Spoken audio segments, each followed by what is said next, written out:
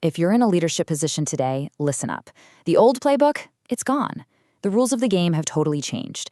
And if you want to succeed, you need a whole new mindset. So what does this new playbook actually look like? Let's dive in. It all started with this huge shift in thinking. Back in 2013, Forbes dropped this bombshell of a quote.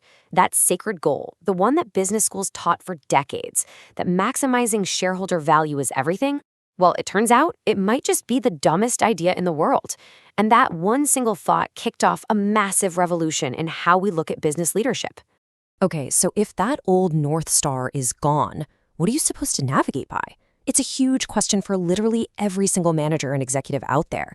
What framework can you possibly use to make the right call in this completely new world?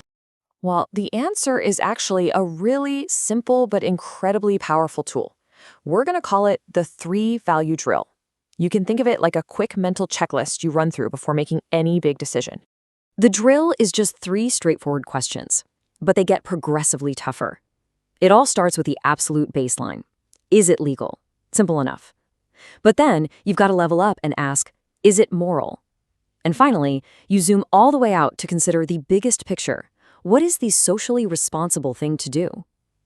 Following this path takes you from the bare minimum all the way to the gold standard of what it means to be a leader today. So let's break this down, okay?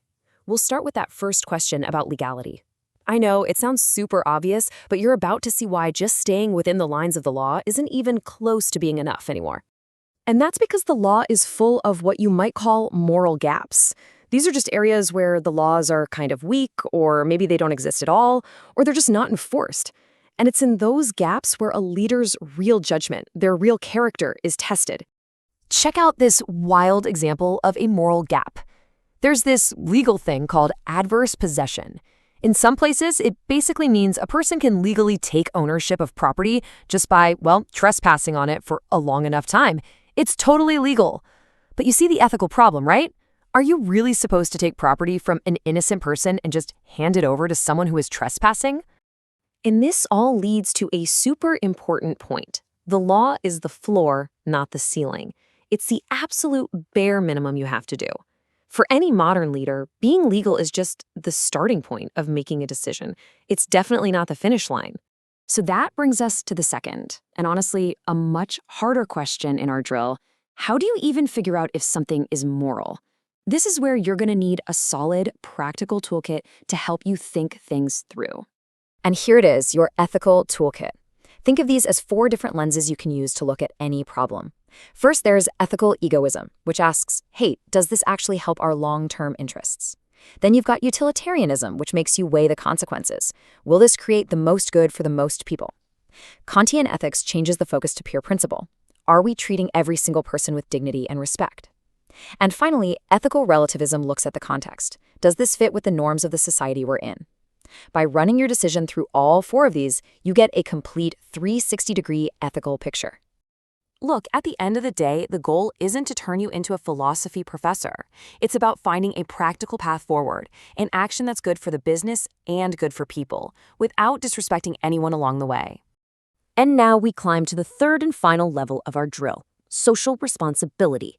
This is all about being a good corporate citizen. It's about looking beyond your company's immediate needs and thinking about your wider impact on the world.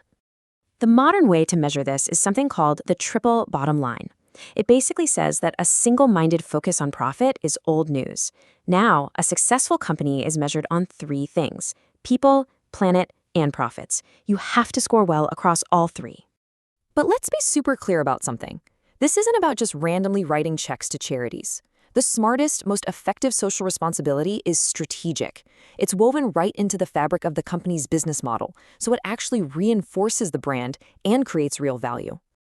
Just look at these examples. When Starbucks supports its coffee growers with fair trade practices, that's not just charity.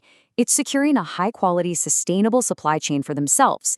When Royal Caribbean builds schools in Haiti, it's investing in the communities that support its business. And when Whole Foods helps local farmers, it strengthens its own network of amazing suppliers. See, it's just smart business. And we're not talking about small change here. The commitment can be huge. Just take the Hilton in Fort Lauderdale Beach. They invested nearly $1 million to put these incredible artistic wind turbines right on their roof. And this is where that new mindset really shines. The hotel knows perfectly well that the direct financial payback is years and years away, but the immediate return, that comes from building a powerful reputation as a forward-thinking, sustainable business. It's a perfect example of what you'd call enlightened egoism, doing good for others because you know it will ultimately serve your own long-term interests. So, there you have it. We've just walked through the three-value drill: legal, moral, and socially responsible. And when you start combining all three, something amazing happens. A whole new type of leader begins to emerge. And that's what we call the sustainable and transformational leader. They're not just a manager trying to squeeze out profits for the next quarter. No, they are an architect with a real long-term vision, building a business that balances the needs of people, the planet, and profits. And this right here really captures the difference. This new mindset turns you into a shaper, not a reactor. A reactor just gets knocked around by problems as they pop up. A shaper, on the other hand, sees challenges coming from a mile away and proactively builds sustainable solutions. Ultimately, this is what it all looks like when it's put together. For a modern leader, these are not separate boxes you have to check off a list. Legal compliance, moral integrity, social impact, and long-term sustainability, they're all woven together into one single, powerful way of leading. You know, it's funny. This idea that doing good is actually good for business might feel really new, but it's not. Thousands of years ago, Socrates said it best: money comes from virtue. And that ancient wisdom is now the absolute cutting edge of business strategy. And that leaves us with one last big question to think about. For the next generation of leaders, is being virtuous just a better strategy to make a profit? Or are we finally entering a world where profit is simply the natural reward for businesses that choose to operate with true virtue? Something to think about.